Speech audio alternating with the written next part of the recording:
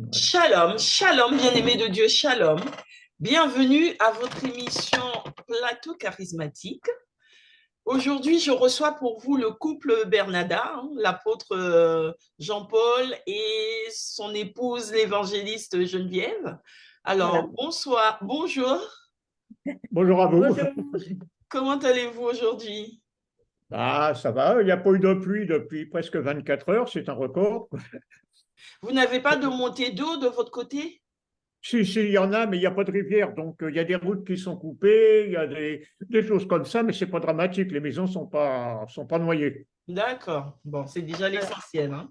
Oui, Bien. tout à fait. La rivière la plus proche est à 10 kilomètres. D'accord, d'accord. Oui, parce qu'on voit les actualités, il y a des Oui, endroits où vraiment c'est assez c'est terrible. grave, hein. C'est C'est grave, assez ouais. terrible pour prier pour ça, parce que, Et Ouais. oui. Et en même voilà. temps, bon, je dirais, c'est prévu par le Seigneur. Donc, voilà.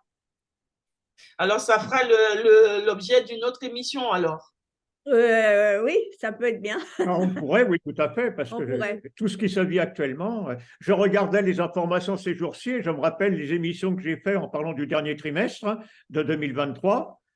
Eh bien, croyez-moi que les Juifs, il y en a qui ont écouté l'émission et qui doivent s'en rappeler, hein, parce que Mhm. commencer le 7 octobre et c'est pas un hasard. Ce n'est qu'un début pour nous par rapport à la fin de ce trimestre, hein. C'est cela, c'est cela. OK. Et d'ailleurs, je veux bénir le Seigneur pour les 10 000 connexions qu'il y a eu par rapport à ces messages sur votre. Amen, amen, amen.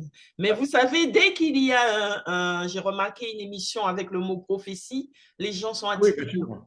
Tout à fait. Bien sûr, Tout à fait. ça plaît beaucoup, oui. Oui, oui. Et c'est justement pour ça que j'avais sur le cœur de parler pendant les deux émissions qu'on va faire là, et peut-être une suite, parce que vraiment le Seigneur me parle par rapport à la prophétie extrêmement fort en ce moment, quoi. D'accord. Voilà. Bon, bah, ça va venir alors. Oui, oui, D'accord. tout à fait. OK. Eh bien, nous allons prier alors pour nous mettre en condition. Très bien. Eh bien, Seigneur, Père éternel, nous voulons nous remettre encore entre tes mains, devant ta face, Seigneur. Merci pour ton esprit que tu nous as donné, Jésus. Merci parce que c'est lui qui vit en nous et nous lui demandons vraiment que ce soit lui qui puisse parler à travers nos bouches, que nous puissions dire ce que toi tu veux que nous disions aujourd'hui, Seigneur, et que nous ne disions pas des choses qui ne seraient pas intéressantes pour ceux qui vont écouter. Seigneur, nous te remercions d'avance pour ce que tu vas faire pendant ces moments, Seigneur. Te demandons de bénir Rebecca, de bénir tous ceux qui vont l'écouter maintenant ou plus tard, Seigneur, et qu'ils puissent te rencontrer à travers ce qui sera dit. Nous te demandons dans le nom de Jésus et nous te remercions d'avance. Amen. Amen. Amen. Amen. Donc aujourd'hui, vous venez pour nous parler du prophète Jonas, qui est un prophète Voilà. désobéissant. Voilà, pendant deux émissions, si Dieu le veut, quoi. À moins que le Amen. Seigneur revienne souvent, comme ça éviterait de se fatiguer plus. Amen. Amen. Voilà. Alors, je vous Oui, laisse la parole alors. d'accord. Oui, depuis quelque temps, là, depuis quelques semaines surtout, je suis énormément travaillé par ce problème de prophétie et de prophète. Là, on va parler de Jonas, mais j'aurais bien aussi aimé parler du prophète Jérémie, où on voit qu'au chapitre 14, Dieu se plaint des prophètes qui prophétisent, mais qui ne prophétisent pas en son nom, quoi. Parce que comme disait un ami un jour, si tu prophétises des bonnes choses, on t'invitera à nouveau. Si tu prophétises des choses difficiles, on te rejettera définitivement. Voilà. Et donc, il y a quelques années, j'ai passé quasiment 6 mois uniquement sur le prophète Jonas. Mm. Vraiment, je crois que toutes les églises dans lesquelles on est passé, je ne parlais que de Jonas. Et au D'accord. fur et à mesure que le temps passe, plus j'en parle, plus je découvre des choses nouvelles. Et un jour, j'ai découvert que l'évangéliste Reinhard Bonnke, là, ce grand serviteur allemand, il y a quelques années, a écrit un livre sur Jonas. Et je me souviens que quand j'ai lu ça, j'ai dit, mais c'est pas possible, il a dû prendre tous mes brouillons pour faire son livre, parce que vraiment, il y avait plein de choses qui étaient concomitantes. Voilà. Et donc, encore dernièrement, justement, j'ai repris le prophète Jonas parce que on voit que c'est un prophète, un petit peu malheureusement, comme beaucoup de prophètes de ce temps, hein, et on voit que Dieu lui parle, hein, Dieu lui dit au début, au chapitre 1, Jonas, lève-toi et va à Ninive. Et que fait Jonas? La première chose qu'il fait, il a dû réfléchir au lieu de prier. Et la première chose qu'il fait, il se lève, au lieu de partir à Ninive, il s'en va à Ninive, il s'en va à Tarsis. Est-ce qu'on peut Il fait, citer le passage biblique, apôtre? pardon, Est-ce qu'on peut Chapitre citer? 1, verset 2. chapitre 1, verset 2. Chapitre 1, Oui, verset 2. d'accord, merci. C'est tout le début du prophète Jonas. Donc Dieu lui dit, tu vas partir à Ninive, et Jonas réfléchit humainement et se dit, ça va sentir entre guillemets mauvais, je m'excuse du terme, si je vais à Ninive, donc je m'en vais à Tarsis.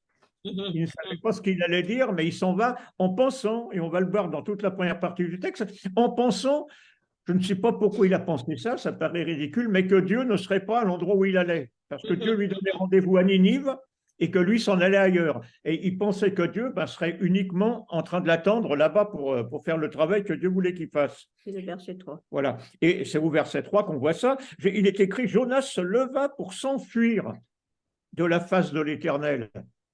Il se dit, si je pars, je ne vais plus être quelque part sous l'autorité de l'Éternel. Donc, il s'enfuit. Il a peur de l'autorité de ce que Dieu va lui demander de dire. Voilà. Il s'est pas un peu mis aussi, il n'a pas un peu pris Dieu comme un homme, comme un humain. Donc, l'humain ne peut être qu'un endroit à la fois. C'est ça. Tout à fait, exactement. C'est comme ça qu'il voit Dieu. Il voit Dieu comme quelqu'un qui est limité. Et ça me fait penser justement à tout ce qui est sorcellerie au niveau sorcellerie ou au niveau magie et tout. On voit, bon, faudrait là aussi, il y a encore des enseignements à faire, mais on voit que les puissances mauvaises, les puissances sataniques ne sont jamais des puissances planétaires. Elles sont continentales. Et la seule puissance qui soit planétaire, c'est la puissance de l'Esprit de Dieu. D'accord. Et ça, c'est ce qu'il faudrait aussi arriver à expliquer aux gens, c'est quelqu'un qui est un grand sorcier dans un autre continent, en général, n'a pas de pouvoir quand il vient en Europe, et réciproquement. Mais ça, c'est encore autre chose. Donc, Jonas, il s'en va, il fuit, et il part, il prend un bateau, et on voit qu'il est intéressant, il est écrit là, dans le chapitre 3, il paye le prix du transport. Verset 3. Non, verset 3. Et verset 3, il paye le prix du transport pour partir à Tarsis. C'est-à-dire qu'il est prêt à payer, il est prêt à abandonner une partie de ce qu'il a pour ne pas avoir à obéir à l'Éternel. Et en pensant que l'Éternel va être ailleurs, tranquillement, en train de l'attendre, quoi. Bien sûr. Voilà.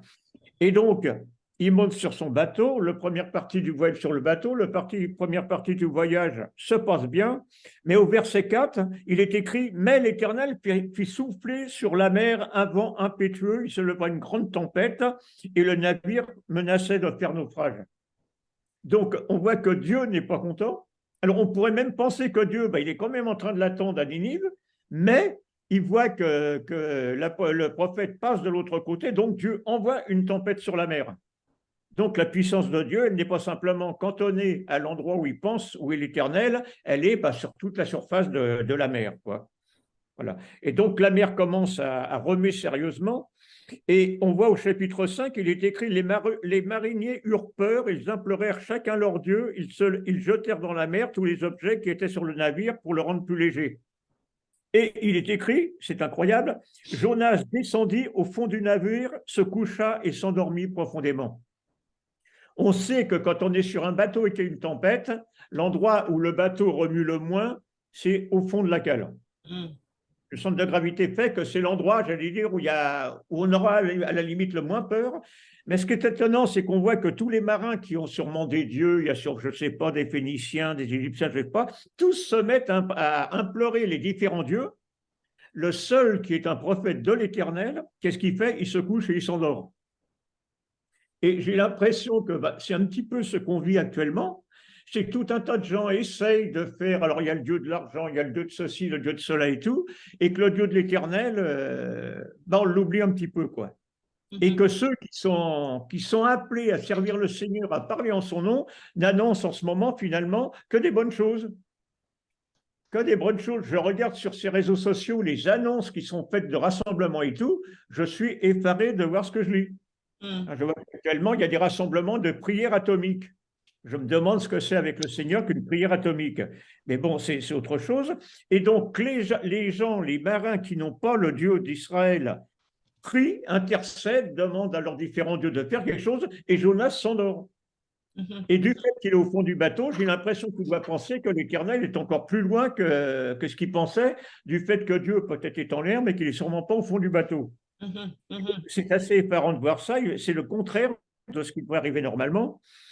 Donc il est écrit, les marins eurent peur, ils invoquèrent chacun leur dieu, Jonas descendit au fond de la mer, se coucha, et le pilote, donc celui qui pilotait le bateau, qui tenait le gouvernail et tout, lui dit, pourquoi dors-tu? Lève-toi et invoque ton Dieu. c'est les non-croyants, les non-judaïsants, si on peut dire, qui demandent à Jonas d'implorer son Dieu, en se disant peut-être que son Dieu, il est plus fort que le nôtre.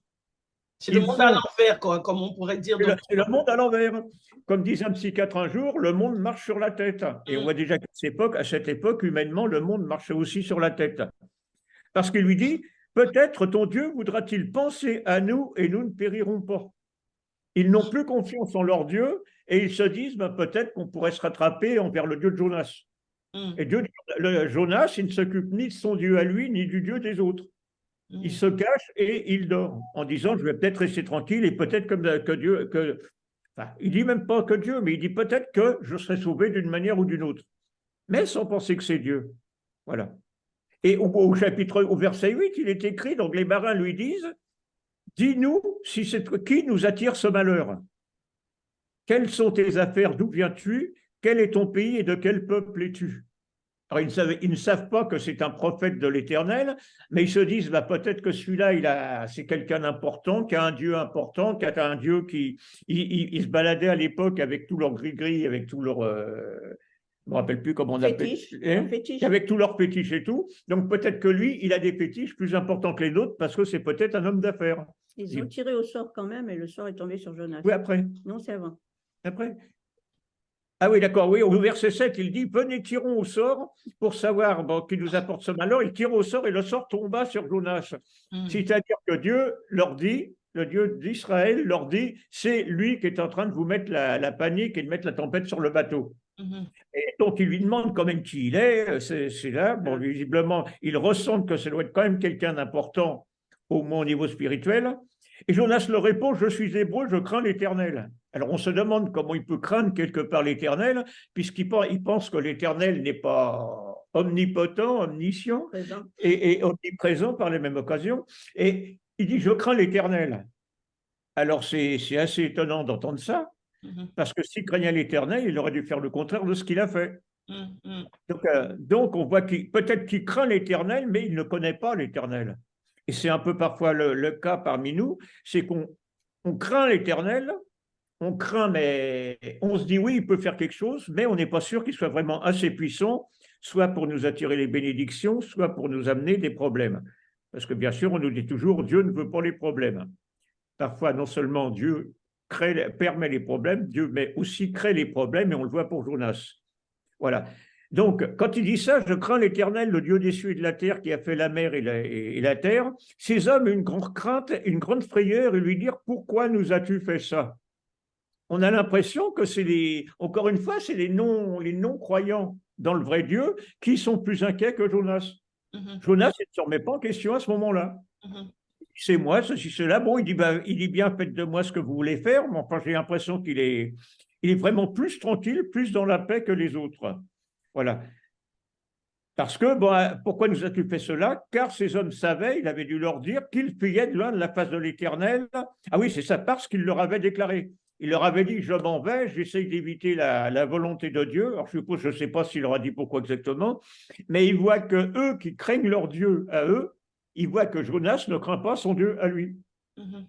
Ça doit vraiment être inquiétant pour eux quand ils avaient sûrement entendu parler de l'Éternel des armées, même de loin et tout, parce que quand même le peuple élu déjà avait une certaine réputation au niveau des autres nations et des autres dieux, mais quand même, malgré ça, ils sont étonnés et ils ont un peu peur de ce que Jonas leur annonce. Voilà. Et au verset 11, ils lui disent, que ferons-nous pour que la mer se calme envers nous? Car la mer était de plus en plus orageuse, enfin venteuse et tout. Et c'est vrai que dans une mer fermée, comme la Méditerranée, les tempêtes sont bien plus violentes et tout que dans un océan comme l'Atlantique, par exemple. Plus la mer est petite, plus elle est fermée, plus les vagues, plus les secousses sont particulièrement mauvaises. Il suffit d'aller voir sur le lac de Galilée quand il y a des tempêtes, c'est assez impressionnant. Voilà. Au verset 12, Jonas leur répond, prenez-moi, jetez-moi dans la mer, et la mer se calmera envers vous, car je sais que c'est moi qui attire sur vous cette grande tempête.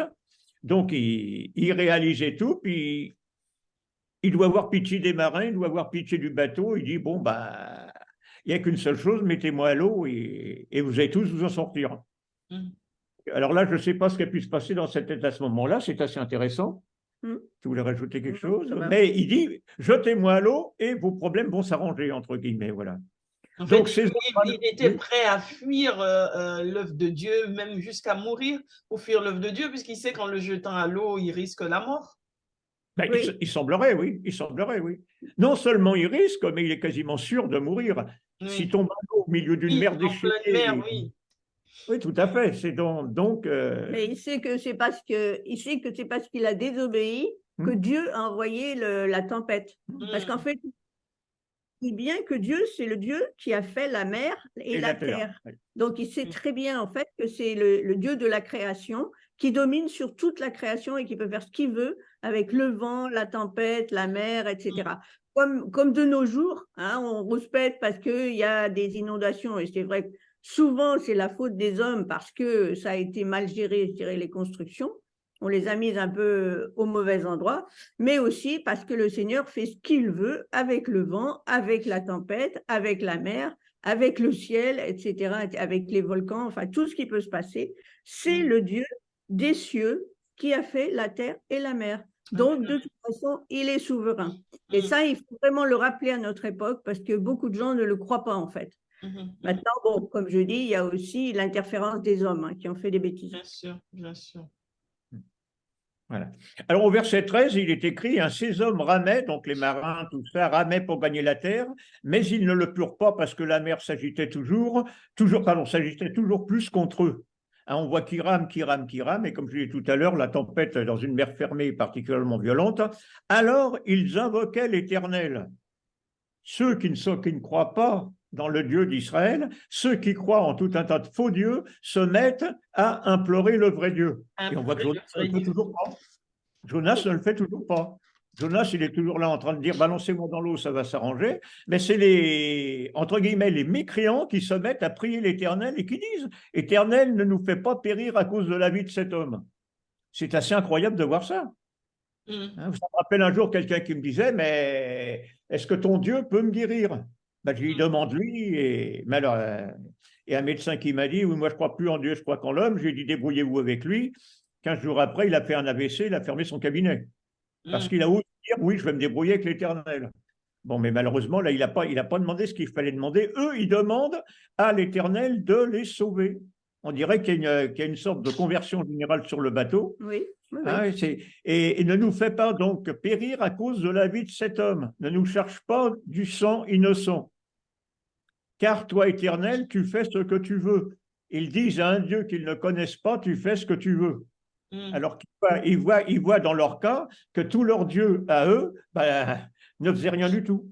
Parce que c'est vrai que c'était des idoles en bois, en pierre, en verre, enfin, je ne sais pas trop quoi, mais comme il est écrit à d'autres endroits, ils ont des yeux mais ils ne voient pas, ils ont des oreilles ils n'entendent pas, ils ont des bouches, ils ne parlent pas. Voilà, alors ils se décident, ils prennent notre brave Jonas et ils le jettent dans la mer. Verset 15. Au verset 15, et aussitôt la mer s'apaise. Aussitôt la mer s'apaise. Là, pour la gloire de Dieu, il y a tout un tas de nouveaux convertis sur le bateau visiblement, et Jonas est dans l'eau. Et il est écrit au verset 16, ces hommes furent saisis d'une grande crainte de l'Éternel, ils offrirent des sacrifices à l'Éternel et firent des vœux. J'oserais presque dire, on voit une nouvelle église qui se crée sur le bateau, tout ça parce qu'ils ont compris ce que Jonas avait du mal à comprendre visiblement. Lui, encore une fois, était soi-disant un serviteur de Dieu. Voilà. Donc l'Éternel fit venir un grand poisson, quand même, pour engloutir Jonas, et Jonas fut dans le ventre du poisson pendant 3 jours et 3 nuits. Alors là, c'est intéressant parce que dans Matthieu, on voit que Jésus dit, quand les scribes, les pharisiens lui demandent de faire un miracle devant eux là, pour croire en quelque chose, Jésus leur dit, vous n'aurez pas d'autre signe que le prophète le signe du prophète Jonas. Hein. Et il est écrit, je recherche le texte dans Matthieu, oui, car de même Jonas fut 3 jours et 3 nuits dans le ventre d'un grand poisson, de même le Fils de l'homme sera 3 jours et 3 nuits dans le sein de la terre. Et j'entends beaucoup de personnes, justement, beaucoup de serviteurs de Dieu qui disent que la disparition de Jonas dans le ventre du poisson, c'est la préfiguration de la mort de Jésus. Et moi, j'ai un petit problème par rapport à ça, c'est que Jésus est mort et ressuscité parce qu'il a accepté de le faire, parce qu'il a voulu obéir à l'Éternel. Tandis que Jonas, lui, s'il est parti dans le ventre du poisson, c'est parce qu'il voulait désobéir à l'Éternel. Donc, je prends comment assez difficilement l'esprit de dire que Jonas, qui a refusé d'obéir à Dieu, c'était la préfiguration de Jésus qui, lui, allait obéir à Dieu. C'est simplement la préfiguration dans le sens des 3 jours. Dans le temps des 3 jours. C'est le symbolisme des 3 jours que Matthieu a voulu mettre sur Jésus, voilà. En fait. C'est en ça qu'il est... Et je pense que c'est assez mal... 3 jours et 3 nuits. Assez mal compris, ce genre de choses, 3 jours et 3 nuits. Et d'ailleurs, quand on calcule, on voit que Jésus, c'est pas 3 jours et 3 nuits non plus, entre parenthèses, au niveau des horaires et tout. Enfin, c'est pas grave, voilà. Donc, il est dans le poisson. Et alors, bon, moi, j'ai jamais été dans le ventre d'un poisson ou quoi que ce soit, mais je pense que dans le ventre d'un poisson, il ne doit pas y avoir beaucoup de lumière. Ça doit sentir mauvais. Il est vraiment dans les ténèbres, le pauvre gars. Hein, et là, quand même, il est dans le fond du poisson et tout, et là seulement, il commence à invoquer l'Éternel. Seulement à ce moment-là, après tout ce qu'il a vécu, parce que là, on en parle pendant un quart d'heure, 20 minutes, ça n'a pas dû durer un quart d'heure, 20 minutes, ça a dû durer un certain nombre d'heures, voilà. Et il dit, dans ma détresse, j'ai invoqué l'Éternel et il m'a exaucé du séjour des morts, j'ai crié et il a entendu ma voix. Tu m'as jeté dans l'abîme, dans le cœur de la mer et les courants m'ont environné. Toutes les vagues sont passées sur moi et tes flots sont passés sur moi. Je disais, je suis chassé loin de ton regard, mais je verrai encore ton saint temple. Là, il commence à prophétiser qu'il va s'en sortir. Il commence à dire, j'ai invoqué l'Éternel et il m'a exaucé. Moi, je trouve... Alors, je n'ai pas eu le temps de regarder le texte grec, mais je me demande s'il a vraiment dit j'ai invoqué l'Éternel ou s'il a dit j'invoque l'Éternel maintenant et il m'exauce. Je verrais ça plutôt au présent. Moi, c'est vrai que dans ces temps-là, il n'y avait pas. C'est-à-dire, il cite la parole de Dieu qu'il connaît un peu. Voilà, il cite la parole de Dieu par d'autres choses, mais en même temps, il la met aussi à son cas personnel, de manière prophétique. Ce qui est bien. Voilà. Ce qui est une bonne chose et qu'on devrait beaucoup plus faire, en fait, prier simplement avec les mots de la parole de Dieu et pas uniquement avec nos désirs, nos intentions. Si on prie avec la parole de Dieu, ça a beaucoup plus de force, en fait. C'est ça. Mais en même temps, quand on regarde le comportement de Jonas, on voit quand même que c'est la démarche de l'être humain, hein, à savoir que l'être humain attend toujours d'être dans les difficultés, dans les problèmes pour se retourner vers son Dieu. C'est vrai. C'est tout à fait vrai. Oui. Et le pire que l'être humain, on peut dire à la limite, bon, d'une certaine manière que ça pourrait se comprendre, mais c'est le problème des chrétiens souvent. Oui. C'est le problème des chrétiens. Oh, je crois au Seigneur, je crois en Dieu et tout, mais je fais ce que je veux et soit le Seigneur me protégera si je me trompe, soit il me bénira si je me trompe pas et si j'ai raison ou quoi que ce soit, mais après tout, je fonce et je verrai bien, quoi. C'est le problème. Surtout quand il a envie d'éviter d'avoir des problèmes avec les autres humains ou quoi que ce soit. Hein. Donc, comme ça, il dit de toute façon, ou le Seigneur me protégera, ou il me bénira et il m'aidera à continuer. Donc, c'est le problème du chrétien. Voilà. Alors, il dit, les eaux m'ont couverte jusqu'à m'ôter la vie, l'abîme m'a enveloppé, les roseaux ont entouré ma tête, je suis descendu jusqu'aux racines de la montagne, etc., etc. Les barres de terre m'enfermaient pour toujours. Bon, enfin bref, il raconte tout un tas de choses. Il amplifie même pas mal de choses et tout. On peut dire le verset. À partir du verset 6 jusqu'à 7, 8, 9, etc., etc. Alors, ce qui est intéressant, c'est que dans le milieu du verset 8 et début du verset 9, il dit « Quand mon âme était abattue au-devant de moi, je me suis souvenu de l'Éternel, ma prière est parvenue jusqu'à toi dans ton saint temple. Ceux qui s'attachent à de vaines idoles éloignent d'eux la miséricorde. » Il dit ça alors que pendant un moment, tous ceux qui étaient autour de lui s'attachaient à leurs vaines idoles. Voilà. Et c'est vrai que la miséricorde n'est partie que quand ils se sont tournés vers l'Éternel. Bien sûr. Voilà. Et alors il dit, pour moi, je t'offrirai des sacrifices, un cri d'action de grâce, et j'accomplirai les vœux que j'ai faits. Alors on se demande quel vœu il a fait, et en plus on se demande pourquoi il n'a pas continué à appliquer les vœux qu'il faisait. Le salut vient de l'Éternel. Et alors, il est écrit au verset 11, « L'Éternel parla au poisson, et le poisson vomit Jonas sur la terre. » Alors, j'ai l'habitude de dire que Dieu est beaucoup plus gentil que moi. Moi, si j'avais été Dieu, je n'aurais pas dit au poisson de lâcher Jonas sur la terre. Je lui aurais dit, lâche-le à quelques kilomètres de la terre, Comme ça, le temps qu'il arrive en nageant jusqu'à la terre, ça lui donna le temps de réfléchir et de se repentir un peu plus. Dieu est vraiment bon. Dieu lui évite même ce genre de problème. Dieu envoie le poisson au bord de la mer pour déposer Jonas. Et justement, il dit, le salut appartient à l'Éternel. Il reconnaît bien qu'en fait, si on veut être sauvé, il n'y a que Dieu qui peut nous sauver. En fait, personne d'autre ne peut nous sauver. Amen. Donc, il le reconnaît. Et à partir du moment où il reconnaît que Dieu peut tout faire, à ce moment-là, eh bien, on dit qu'il a été rejeté donc, sur la terre ferme. C'est-à-dire, son salut humain, sa vie humaine, a été préservée à partir du moment où il sait que sa vie dépend entièrement de Dieu et qu'il le dit, en fait. Et comment on peut comparer cette désobéissance de Jonas dans notre monde d'aujourd'hui? Alors, je pense qu'on peut la comparer très, très souvent à peu près tout le temps. Quand le Seigneur nous dit de faire quelque chose, qu'on comprend bien qu'il faut faire quelque chose, mais qu'on a peur de le faire. Par exemple, il nous dit va demander pardon à ta grand-mère et après, comme Jésus dit, commence d'abord par te réconcilier avec ton frère et ensuite, eh bien, tu pourras venir à l'autel, tu pourras venir prier, etc. Pour l'instant, tant que tu t'es pas réconcilié, c'est pas la peine de prier, tes prières ne seront pas exaucées.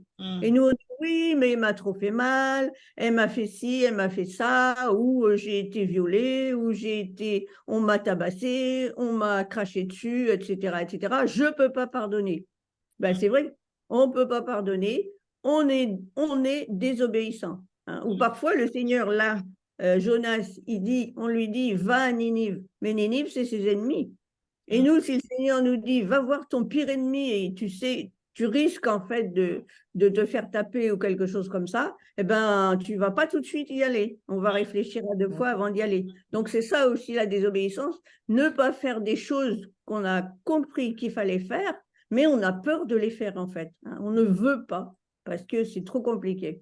Ce que vous dites, ça me fait rebondir sur une parole que j'ai entendue récemment un serviteur de Dieu dire, et ça m'a fait réfléchir, c'est qu'il disait que beaucoup d'enfants de Dieu aujourd'hui font des choses pour Dieu, mais sans Dieu.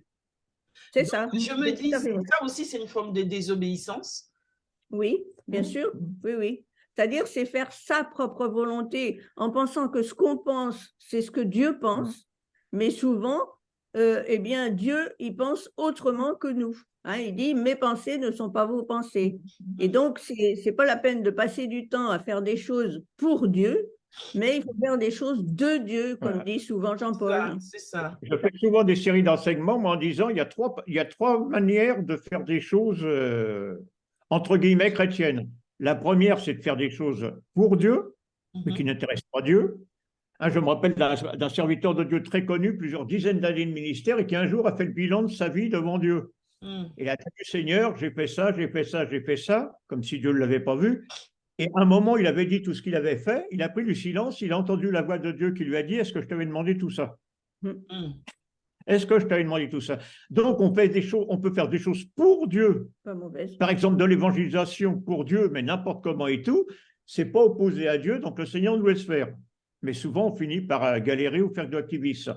On peut faire des choses de Dieu, qui sont donc ce que Dieu nous demande. Donc, dans ce cas-là, il va ouvrir toutes les portes et ça va être, entre guillemets, plus facile, même s'il y a des combats. Et la troisième chose, c'est qu'on peut faire des choses pour sa gloire personnelle. Quand on voit tous les titres qu'ont les serviteurs de Dieu actuellement qui circulent, enfin que beaucoup ont, c'est absolument effarant, quoi. Il faut une chambre entière pour tapisser avec les titres honorifiques, les titres de ceci, de ce machin et tout. Donc, c'est vrai que l'homme cherche plutôt, le serviteur de Dieu, la servante de Dieu, souvent cherche un peu trop à paraître, à être, que à faire ce que Dieu veut. Donc, c'est un très grave problème. Et donc, ça nous amène systématiquement à des galères. On a vu des serviteurs de Dieu qui sont partis, je me souviens d'un couple d'amis là et tout, qu'ils sont partis, ils avaient une grande ferme et tout, des étrangers très riches et tout. Ils ont eu l'idée que Dieu leur disait vendez tout, achetez un 4x4 et partez avec vos enfants évangéliser en Afrique. Ils l'ont fait. Quelques semaines après, leur premier gamin mourait. D'accord. Au bout d'un moment, ils sont revenus en Europe. Ils avaient tout perdu, ils sont partis complètement à zéro. Et le Seigneur n'avait rien fait au travers d'eux pendant… Mais on verra ça aussi la prochaine fois, c'est que là aussi, Dieu dit à Jonas, va à Ninive. Bon, d'abord, ce qu'on peut remarquer, c'est que Dieu n'a pas dit à Jonas, va à Ninive aujourd'hui. Il ne lui a pas dit quel jour il devait aller à Ninive. Il n'a pas dit quel mois, il n'a pas dit quelle année. D'accord. Et on verra que là, Jonas, on verra que c'est le problème qu'on a beaucoup parfois quand on prophétise, c'est qu'on prophétise des choses, mais on ne s'occupe pas de la date de la prophétie ou de la durée de la prophétie. Il y a des prophètes qui annonçaient, le prophète Ésaïe a annoncé Jésus sans l'annoncer vraiment, mais Jésus n'est pas arrivé le lendemain. Il est arrivé il y a pas mal de siècles après. Le Messie est arrivé après. Donc, et encore certains ne pensent pas que c'est lui. Mais ce que je veux dire, c'est que là aussi, Dieu n'a jamais dit à Jonas, pars maintenant à Ninive. Pars maintenant à Ninive. Ça, on verra ça dans la deuxième partie. Donc, encore une fois, quand on veut servir le Seigneur et tout, soyons précis aussi dans la prière. Soyons précis dans la prière en demandant à Dieu, en écoutant Dieu nous parler. Ça, c'est le problème. Et alors, soit on veut partir et comme un fou parce qu'on dit ça y est, la gloire est arrivée, soit on fait comme Jonas, on part dans l'autre sens et on se cache parce qu'on dit les ennuis vont arriver. Mais si on part quand on reçoit ce que Dieu nous demande de faire, à la date qu'il nous demande de faire, avec qui il nous demande de le faire, même si on va avoir la tempête va Dieu vous bénisse. La tempête va souffler, mais elle ne va pas casser notre navire. Amen, amen. Bien, il y a quelques années, il y a pas mal d'années, on était sur l'île de Malte. Et sur l'île de Malte, quand on lit le livre des Actes, on voit que l'apôtre Paul dit que le bateau s'est cassé à un certain endroit, il décrit la bande de terre, etc.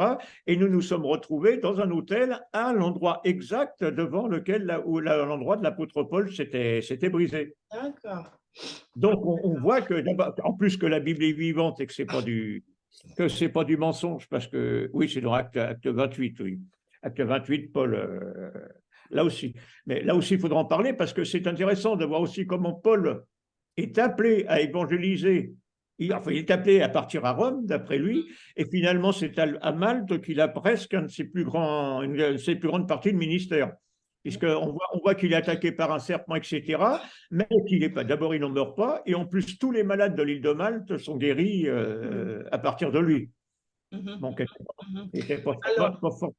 Oui. Oui, j'allais dire, apôtre, qu'on arrive donc à la fin de notre émission. Je vais vous demander, alors je vous laisse la question quand même pour la prochaine fois, je voulais vous poser cette question sur les conséquences de cette désobéissance.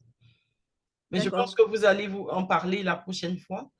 Oui. Oui, la prochaine fois, donc on va, puisque là on avait mis le thème c'était Jonas ou le prophète désobéissant. Donc la prochaine fois, on parlera de Jonas ou le prophète obéissant. D'accord. Mais on verra justement que même en ayant obéissant, il y a beaucoup de choses, en ayant obéi, il y a encore beaucoup de choses qu'il n'a pas compris. D'accord. Et même justement, même en étant obéissant, on a quand même les conséquences de nos actes précédents. C'est-à-dire on a les conséquences de nos désobéissances aussi. Exactement. Voilà. Mais il y a une chose, je voulais très rapidement et tout, que vous disiez tout à l'heure par rapport au problème qu'on a, ceci, cela, par rapport à… Je pense à une étude scientifique qui a été faite par les instituts comme Gustave Roussy pour le cancer, pour ces choses-là. Bon, il est prouvé maintenant que 70% des cancers ont des racines de manque de pardon. Donc, on a encore une personne qui est venue nous visiter ces temps-ci qui avait des problèmes. Et bien, pareil, cancer et tout, et puis dans un état quand même assez pitoyable. Et en remontant, cette personne avait des pardons à donner. Je voulais le dire, je voulais le rappeler parce que ça a été dit tout à l'heure, ça a été très courtement exposé. Tous ces problèmes de santé, tous ces problèmes et tout ça sont faits parce qu'on ne fait pas, comme Jonas, on ne fait pas ce que Dieu a demandé au départ. C'est ça. Tu dois pardonner, tu dois te réconcilier et tout. Et on pourrait voir médicalement pourquoi les cancers se développent. J'oserais presque dire, c'est presque un peu trop facile à comprendre le système de développement. Enfin, c'est autre chose, ce sera encore pour une prochaine fois. Ok, voilà. Ben, écoutez, je vais vous demander de prier pour nos téléspectateurs, hein, si vous pouvez conclure et ensuite enchaîner sur une prière pour nos téléspectateurs. Il nous reste 4 minutes. Oui, après je peux. Oui. Voilà, donc simplement, On va prier tout de suite. Bon, voilà. On va conclure en priant. Alors là, pour les gens qui veulent regarder dans la parole de Dieu, on a lu le chapitre 1 et le chapitre 2. Et la prochaine fois, on verra le chapitre 3. OK? Voilà. Eh bien, Seigneur, nous voulons vraiment te remercier pour ce que tu as fait pour Jonas, Seigneur. Et nous savons que tu fais la même chose pour nous qui croyons en toi, Seigneur. Nous te faisons totalement confiance parce que nous savons que c'est toi qui as fait les cieux, la terre, la mer et toute la création, Seigneur. Que c'est toi qui nous as créés aussi et qui nous a placés dans les endroits où nous sommes. Seigneur, nous te remercions parce que si nous nous tournons vers toi, si nous nous convertissons comme ces hommes l'ont fait dans le bateau, Seigneur, nous savons que nous serons sauvés. Nous savons que tu vas nous aider à sortir des problèmes. Tu n'empêcheras pas qu'il y ait des obstacles, Seigneur, mais nous savons que tu vas nous aider à les surmonter, que tu vas nous donner aussi des frères, des sœurs qui vont pouvoir nous aider pendant des moments difficiles. Merci, Seigneur, pour ces épreuves desquelles tu nous as fait sortir déjà pendant X fois. Seigneur, je veux vraiment te confier ceux qui écoutent maintenant et qui peut-être sont dans les problèmes, peut-être qu'ils se sont rendus compte aussi qu'ils ont désobéi à Dieu, qu'ils n'ont pas fait la volonté de Dieu. Seigneur, je te demande vraiment qu'ils puissent se repentir et demander au Seigneur ce qu'il faut faire maintenant, qu'ils arrêtent d'avancer selon la pensée humaine, mais qu'ils puissent recevoir ta pensée par le Saint-Esprit. Je te le demande dans le nom de Jésus. Merci, Seigneur. Amen. Oui, Seigneur, je veux te prier pour tous tes serviteurs, toutes tes servantes, Seigneur, qui sont engagés dans le ministère. Et c'est vrai qu'il est parfois difficile de comprendre ou d'accepter ta volonté, Seigneur, parce que nous sommes encore humains, nous avons nos pensées humaines, nos pensées terrestres et tout. Nous n'avons pas toujours ta pensée, ton esprit à toi. Vraiment que dans ces temps qui viennent, tu nous apprennes à plus être clair, net et précis dans tout ce que nous avons à dire, à faire, mais aussi à recevoir de ta part, Seigneur. Que nous puissions te demander des choses précises pour que tu puisses nous répondre de manière précise, Seigneur, que nous n'ayons aucun doute et que nous n'allions pas emmener d'autres personnes dans des endroits où ils n'ont pas à être, Seigneur, physiquement, spirituellement ou intellectuellement. Seigneur, nous savons que plus nous nous rapprochons de toi, plus nous allons pouvoir aider nos frères et sœurs qui en ont besoin et en amener aussi d'autres, comme ça a été dit, à se convertir à toi dans les temps qui viennent. Merci parce que les temps seront de plus en plus difficiles et que plus nous serons près de toi, plus tu seras avec nous, Seigneur. Par ton esprit, nous avons prié. Amen.